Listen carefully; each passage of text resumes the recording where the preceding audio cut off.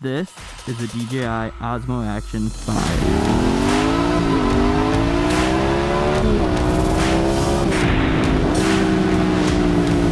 Today we're going to be testing out some key features of this camera, such as low light performance, stability, and overall image and build quality.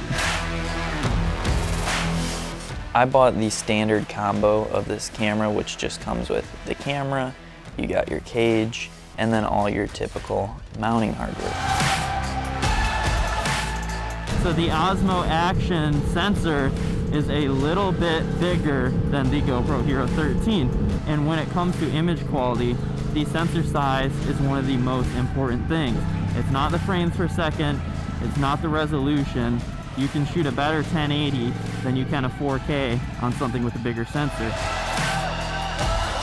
So a really cool thing about this camera is the new 1950 milliamp hour battery that they claim can last up to 4 hours. Another thing that was added to this camera is actually internal storage. So you can pop a card in up to 1 terabyte and fill on that. But say you forgot a card, you can just swap it over to internal and it will record up to 47 gigs right onto the camera. Alright, so another thing we are going to test is going to be the image stabilization. So Rocksteady is off right now. This is how it looks. Now we're going to turn it on. As you can see, it crops into the frame just a little bit. And that is because this is not an optical image stabilization. It's a digital image stabilization. So a really cool thing with this cage it comes with is you can mount your footage the typical horizontal way.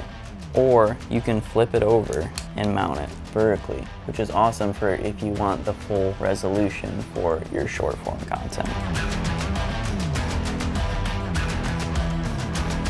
This front facing screen is actually touchscreen. So if your camera's mounted up, you can, instead of taking it off, you can just use this screen to change all of your settings.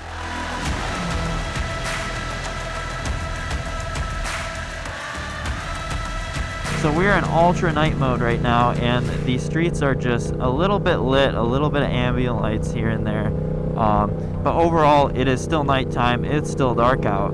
Alright, so I just turned night mode off, and we're gonna see how that looks, if there's a bunch of noise, or if it still holds up. So I just looked at the footage, and I gotta say, this thing does an amazing job. The amount of noise it's taking out of this footage is incredible. And I will say, it is a little soft, especially in that night mode. It does get a little soft, but that's to be expected. You know, your sensor's only so big, it can only see so far in the night. So overall, it does a fantastic job at reducing that noise. So I feel like with action cameras nowadays, every single camera's the exact same, you know. It's the same camera with a new name, and they just keep on putting out new ones and new ones and new ones and charging more and more and more. But I feel like this camera has a lot of noteworthy improvements compared to the last version and compared to some of its competitors. So I do feel like it is worth the upgrade, especially if you're doing a lot of low light riding.